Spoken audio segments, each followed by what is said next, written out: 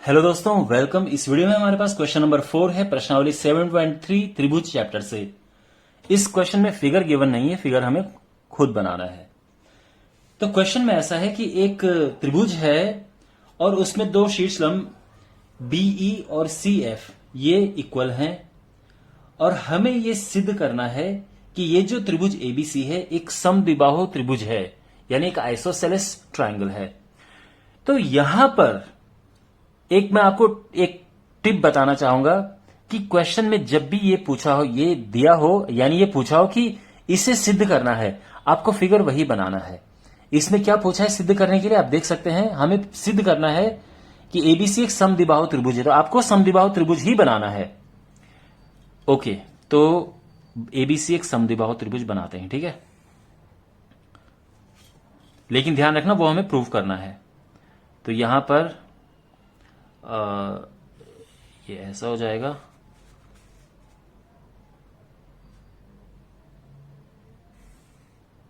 ये, और यहां पर ये ए है, ये बी और ये सी है।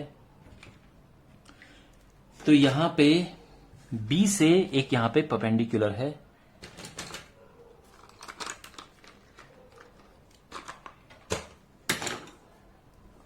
बी से ये है बीई, तो ये एक परपेंडिकुलर है,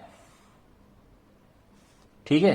एक ऑल्टीट्यूड शीर्षलंब 90 डिग्री पे पड़ता है, और ऐसे ही सी, ये ई है, और ऐसे ही सी एफ है।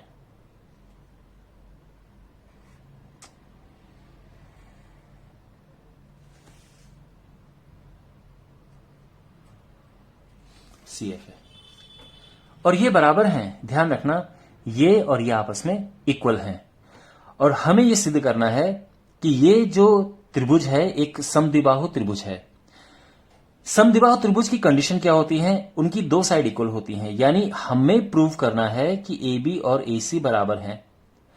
और ए बी और ए सी बराबर प्रूव करने के लिए हमें यहां पर, अब देखो कैसे हम यहां पे चीजें फॉलो करते हैं। तो अब उन्होंने साथ में यह भी कहा है कि आपको आरएचएस यूज करना है, आरएचएस, ये वाली प्रॉपर्टी यूज करनी है, ठीक है ना।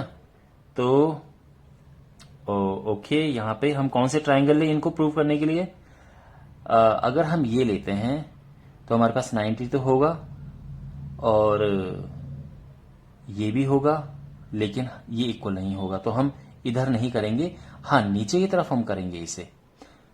तो देखो, करना हमें क्या है कि हमें ए बी और ए सी को बराबर प्रूफ करना है। भाई अगर ये दो साइड इक्वल प्रूफ हो गई तो हो गया समद्विबाहु त्रिभुज। अब ये दो साइड इक्वल प्रूफ करने के लिए अगर हम एंगल बी और एंगल सी को इक्वल प्रूफ कर दें कि भाई बी और सी बराबर हैं, तो आपको पता है ना कि किसी समद्विबाहु त्रिभुज में जो इक्वल एंगल होते हैं उनकी सामने की भुजाएं इक्वल होती हैं। तो कहने का मतलब ये कि अगर हम ये भी प्रूफ कर पाए तो हमारा काम बन जाएगा। तो हमने क्या करना है, ये चीज प्रूव करनी है। ओके, अच्छा, पूरा स्टेज जो है वो सेट हो चुका है। अब हम करना शुरू करते हैं। तो यहां पर हम लेंगे ट्राइंगल बी एफ सी और ट्राइंगल बीई सी में, इनमें देखो क्या है। सबसे पहली बात, ये 90 और ये 90 है, तो angle B F C is equal to angle B E C, और ये दोनों 90 हैं, ठीक है। ये हमें राइट एंगल मिल गया है। उसके बाद बी सी, इस ट्राइंगल के लिए भी बी सी और इस वाले ट्राइंगल के लिए भी बी सी कॉमन है, तो बी सी बराबर बी सी, ठीक है ना, ये कॉमन है, तो हमें हाइपोटेन्यूज भी मिल गया। देखो हमारे माइंड में बिल्कुल ये फॉर्मूला चल रहा है। तो ये राइट एंगल हो गया, ये हाइपोटेन्यूज हो गया। अब इसके बाद ये और ये इक्वल हैं, यानी एफ सी बराबर है, एफ सी बराबर है इसके ईबी के, ईबी के बराबर है। क्यों? क्योंकि दिया है। ई बी लिखो या बीई लिखो, चलो। तो बीई और एफसी जो है या सीएफ ये आपस में बराबर हैं। ठीक है, शीट्स ये क्वेश्चन में ही गिवन है। तो यहां पर आप देख सकते हैं कि ये राइट एंगल और ये हाइपोटेन्यूज और ये साइड इक्वल हो गई। तो ये हो गया सर्वांग समप्रूफ, यानी triangle B F C is congruent to triangle B E C किस नियम से? RHS नियम से। अब इसके बाद आप देख सकते हैं कि इस ट्राइंगल में ये एंगल बी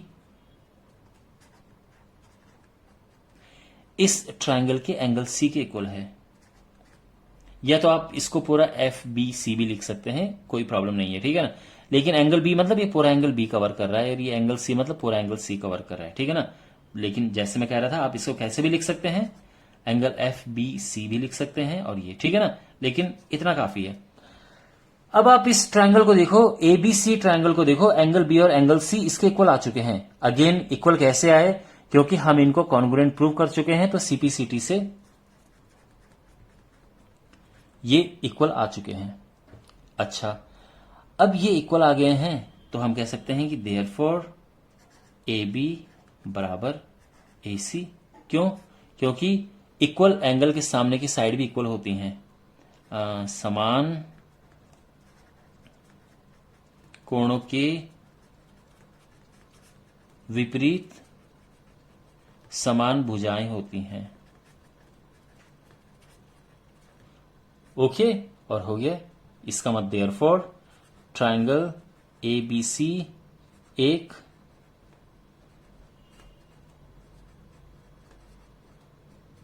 समद्विबाहु त्रिभुज है।